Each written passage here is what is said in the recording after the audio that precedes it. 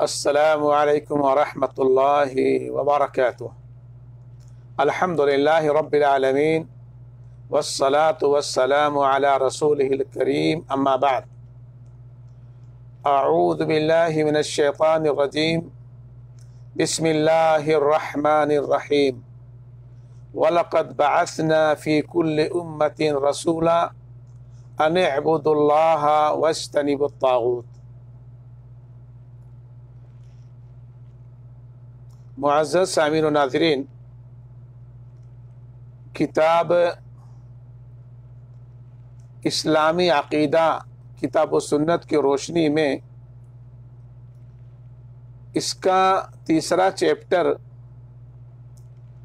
توحید کی قسمیں اور اس کے فوائد کے بارے میں ہے۔ اس چیپٹر میں کل 8 سوال و جواب ہیں۔ اللہ رب العالمین کی توفیق سے میں اسے آپ کی خدمت میں پیش کرنے کی سعادت حاصل کر رہا ہوں۔ اللہ تعالیٰ سے دعا ہے کہ اللہ تعالیٰ ہمیں توحید کو سمجھنے اور شرک کو سمجھنے، توحید سمجھ کر کے اس پر عمل کرنے اور شرک کو سمجھ کر کے اس سے بچنے کی توفیق عطا فرمائے۔ معزز سامعین و ناظرین، پہلا سوال ہے کہ اللہ تعالیٰ نے رسولوں کو کیوں بھیجا؟ اللہ تعالیٰ نے رسولوں کو کیوں بھیجا؟ اس کا جواب ہے کہ اللہ تعالیٰ نے رسولوں کو اس لیے بھیجا تاکہ لوگوں کو عبادت باری تعالیٰ کی دعوت دیں اور شرک کی نفی کریں۔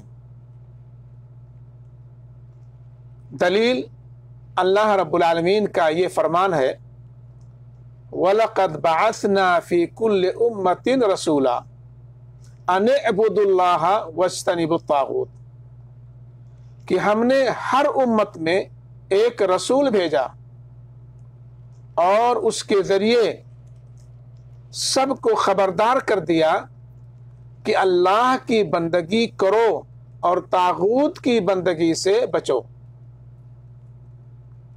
طاغوت کسے کہتے ہیں؟ طاغوت وہ ہے جسے لوگ اللہ کو چھوڑ کر پوجیں اور پکاریں اور وہ اس پر راضی ہو۔ یہ آیت کریمہ سورہ نحل آیت نمبر 36 ہے۔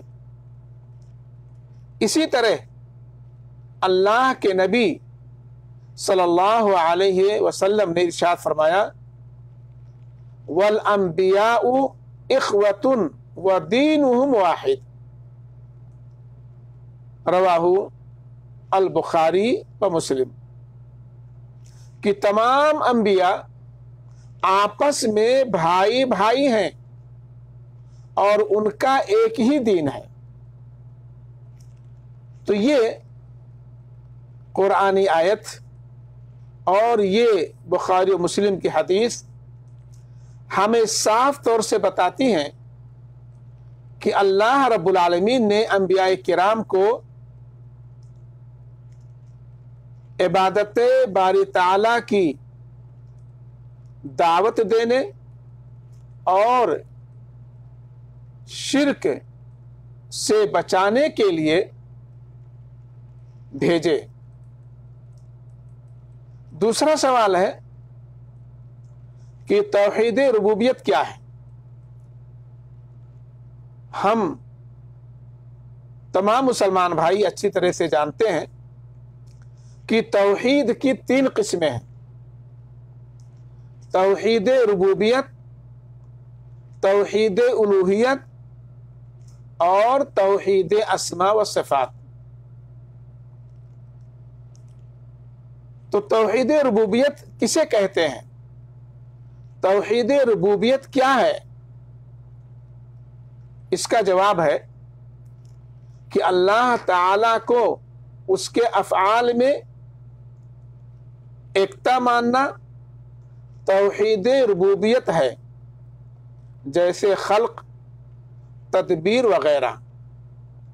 یعنی اللہ تعالیٰ کے جو کام ہیں، اللہ تعالیٰ کے جو افعال ہیں، ان میں اللہ تعالیٰ کو یکتا ماننا، اسی کا نام توحید ربوبیت ہے۔ دلیل اللہ رب العالمین کا یہ فرمان الحمدللہ رب العالمین، کہ تمام تعریفیں اللہ ہی کے لیے ہیں جو تمام کائنات کا رب ہے، پالنہار ہے۔ اللہ کے نبی صلی اللہ علیہ وسلم نے ارشاد فرمایا انت رب السماوات والارض، یہ بخاری اور مسلم کی روایت ہے کہ تو ہی زمین اور آسمان کا رب ہے۔ تو یہ قرآن آیت اور یہ بخاری مسلم کی حدیث ہمیں توحید ربوبیت کو بتاتی ہیں۔ توحید الوہیت کسے کہتے ہیں؟ توحید کی دوسری قسم ہے توحید الوہیت۔ یہ توحید الوہیت کیا ہے، کسے کہتے ہیں؟ اس کا جواب ہے کہ جملہ عبادات کا مستحق، حقدار صرف اللہ کو ماننا، یعنی عبادت کی جتنی قسمیں ہیں ساری کی ساری عبادات کو صرف اور صرف اللہ رب العالمین ہی کے لیے ماننا اور اس کے لیے کرنا، اسی کا نام ہے توحید الوہیت۔ جیسے کہ دعا، ذبیحہ، نذر، فرما روائی، نماز، امید رحمت، خوف عذاب، طلب مدد اور توکل وغیرہ وغیرہ۔ ان تمام چیزوں کو، تمام عبادات کو صرف اور صرف اللہ تعالی ہی کے لیے ماننا، اسی کا نام ہے توحید الوہیت۔ دلیل اللہ رب العالمین کا یہ فرمان ہے وَإِلَٰهُكُمْ إِلَٰهٌ وَاحِدٌ لَا إِلَٰهَ إِلَّا هُوَ الرَّحْمَٰنُ الرَّحِيمُ، اور تمہارا معبود ایک ہی معبود ہے، اس رحمان اور رحیم کے علاوہ کوئی برحق معبود نہیں ہے۔ اللہ کے نبی صلی اللہ علیہ وسلم نے ارشاد فرمایا فَلْيَكُنْ أَوَّلُ مَا تَدْعُوهُمْ إِلَيْهِ شَهَادَةَ أَن لَا إِلَٰهَ إِلَّا اللَّهُ، رواہ البخاری، بخاری مسلم۔ یہ حدیث بخاری اور مسلم کی ہے کہ آپ صلی اللہ علیہ وسلم نے فرمایا تمہاری دعوت کا آغاز اس بات کی گواہی سے ہو کہ اللہ کے علاوہ کوئی مستحق عبادت نہیں۔ بخاری کی ایک اور روایت میں یوں ہے اِلَىٰ أَن يُوَحِّدُ اللَّهُ، یعنی پہلے اس بات کی دعوت دی جائے کہ لوگ اللہ کی وحدانیت کے قائل ہو جائیں۔ چوتھا سوال ہے کہ توحید ربوبیت اور توحید الوہیت کی غرض و غایت کیا ہے؟ اس کا جواب ہے کہ توحید ربوبیت اور توحید الوہیت کی غرض و غایت یہ ہے کہ لوگ اپنے معبود و رب کی عظمت کو پہچان لیں، صرف اسی کی عبادت کریں، اس کے کہنے پر چلیں، ایمان ان کے دلوں میں رچ بس جائے، نیز فی الواقع عملاً اس کا ظہور ہو۔ یہ توحید ربوبیت اور توحید الوہیت کی غرض و غایت ہے۔ 5واں سوال ہے کہ توحید اسماء و صفات سے کیا مراد ہے؟ توحید کی تیسری جو قسم ہے وہ ہے توحید اسماء و صفات. تو توحید اسماء و صفات سے کیا مراد ہے؟ اس کا کیا مطلب ہے؟ اس کا جواب ہے کہ اللہ تعالی نے اپنی کتاب میں اور اس کے رسول صلی اللہ علیہ وسلم نے جو اس کے اوصاف بیان فرمائے ہیں انہیں اس کے شایان شان بلا تعویل و تفویض اور بلا تمثیل و تعطیل تسلیم کرنا توحید اسماء و صفات کہلاتا ہے. جیسا کہ استوى علی العرش، اس کا نزول، اس کا ہاتھ وغیرہ فرمان الہی ہے. لیس کمثلہ شیء وہو السمیع البصیر، کہ کائنات کی کوئی چیز اس کے مشابہ نہیں، وہ سب کچھ دیکھنے اور سننے والا ہے. حدیث نبوی صلی اللہ علیہ وسلم ہے کہ ینزل فی کل لیلۃ الی السماء الدنیا، یہ مسلم شریف کی حدیث ہے کہ اللہ تعالی ہر رات آسمان دنیا کی طرف اپنی شایان شان نزول فرماتا ہے. اس کا یہ نزول کسی مخلوق کے نزول کے ہرگز مشابہ نہیں. تو ہم نے توحید اسماء و صفات کو اچھی طرح سمجھ لیا. 6واں سوال ہے کہ اللہ تعالی کہاں ہے؟ آج بھی بہت سارے مسلمان بھائیوں سے جب پوچھا جاتا ہے کہ اللہ کہاں ہے تو وہ کہتے ہیں کہ اللہ ہر جگہ ہے. یہ غلط ہے. اللہ رب العالمین کی ذات ہر جگہ نہیں ہے، بلکہ اللہ تعالی کی ذات عرش پر مستوی ہے. عرش پر اللہ تعالی کی ذات مستوی ہے. دلیل سورہ طہ آیت نمبر 5، اللہ تعالی نے فرمایا الرحمن علی العرش استوى، وہ رحمان عرش پر مستوی ہے. بخاری شریف میں تابعین سے اس کی تفسیر یوں منقول ہے، یعنی چڑھا اور بلند ہوا. حدیث نبوی صلی اللہ علیہ وسلم میں ہے ان اللہ کتب کتابا قبل ان یخلق الخلق ان رحمتی سبقت غضبی فهو مکتوب عنده فوق العرش. رواہ البخاری. کہ اللہ تعالیٰ نے مخلوقات کی تخلیق سے پہلے ایک دستاویز لکھی کہ میری رحمت میرے غضب پر سبقت لے گئی اور وہ عرش پر اس کے پاس محفوظ ہے. تو یہ حدیث پاک بھی بتاتی ہے کہ اللہ رب العالمین عرش پر مستوی ہے. 7واں سوال ہے کیا اللہ تعالی ہمارے ساتھ ہے؟ جیسا کہ آج بہت سارے لوگ کہتے ہیں. تو اس کا جواب ہے کہ اللہ تعالی اپنی دید اور شنید اور علم کے لحاظ سے ہمارے ساتھ ہے. یعنی ہماری جملہ حرکات و سکنات اس کے سامنے ہیں، لیکن اس کی ذات کہاں ہے؟ اس کی ذات عرش پر مستوی ہے.